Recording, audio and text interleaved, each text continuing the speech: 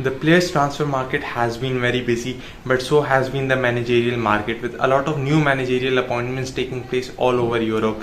And in this video we will be looking at the 7 of the most interesting managerial appointments ahead of the new season. So without any further ado, let's get right into it.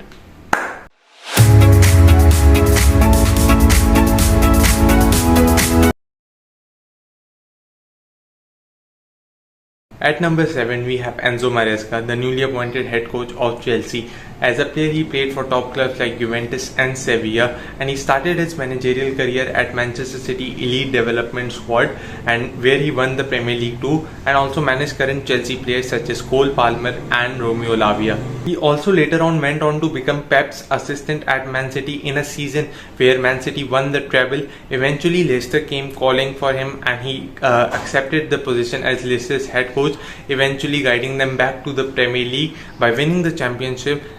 And at Leicester, we saw how a lot of his principles are similar to that of Pep, and this is what Chelsea have been looking for. Chelsea were in the market for a manager who can compete with Pep and Arteta while also playing a brand of football that is similar to theirs. And stylistically, Enzo Maresca is a very similar coach to Pep and Arteta.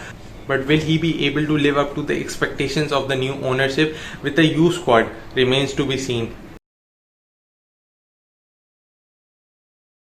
So Hansi Flick shocked the world when he went on to become just the second manager to win a whopping 6 trophies in just one season, also known as sextuple.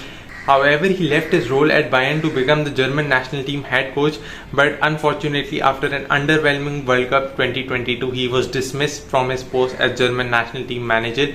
However, Hansi Flick is back, and Hansi Flick is back to manage Barcelona. I'm really excited to see how Hansi Flick to Barcelona rolls out, and I'm really excited to see how he implements his super aggressive playing style to that of the current Barcelona's team, and how can he compete with the Real Madrid that are getting stronger and stronger every single season. Jurgen Klopp took Liverpool from a period of mediocrity to a period of incredible amount of success, and that with a limited amount of resources.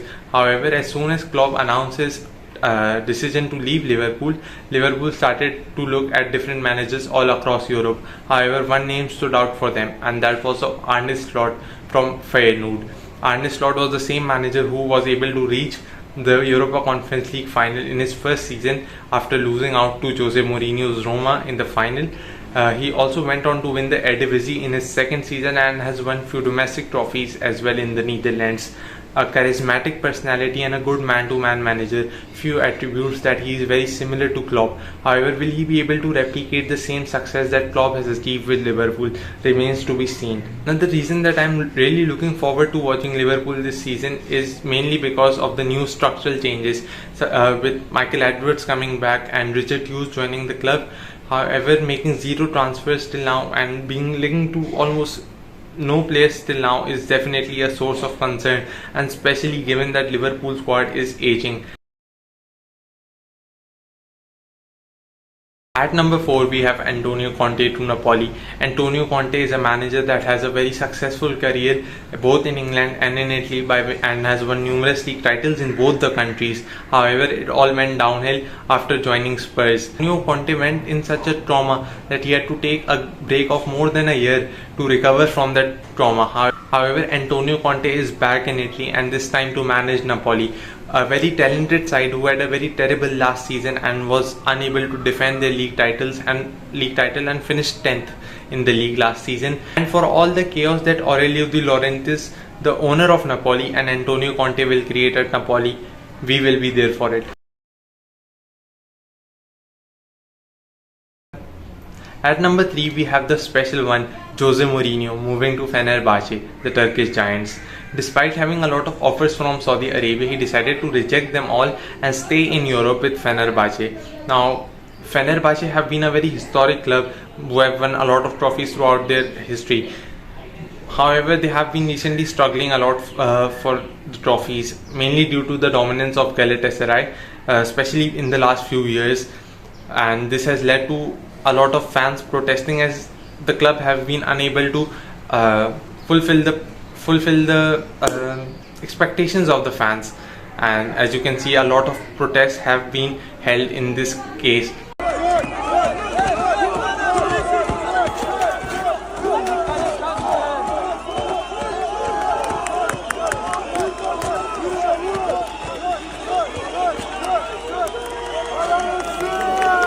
So the management of Fenerbahce decided to go for a very ambitious and very bold appointment of Jose Mourinho. Now Jose Mourinho, who is a specialist in winning, will take over the team that needs to win trophies. I think this is a very perfect fit, and just not only because of this, it is also because Super League is a league where Jose Mourinho's tactic won't feel old-fashioned, and culturally he fits really well to all the things that are happening in Super League. So I see this a very perfect fit for Fenerbahce, and I'm quite excited for this one as well, and I will be definitely sitting in the front row to watch another chaotic and a very entertaining season of Super League unfold right in front of us. However, I wanted to speak a little about Super League. Now Super League is a league that I really want to watch a lot. However, I couldn't watch it regularly for the past few years. I've definitely been watching few matches here and there. However, this season I aim to watch a lot more regularly, but this is I follow a lot of social media accounts related to the big three and the other teams, and there is a lot of chaos in the Super League. There is a lot of social media banter that is constantly going on, which won't make you bored, and I'll definitely recommend you highly as well to watch this league and follow it all over the social media. At number 2 on the list, we have Roberto De Zerbi to Olympique Marseille. Now, Roberto De Zerbi is one of the most innovative managers in the whole world, and he has inspired Pep a lot as well.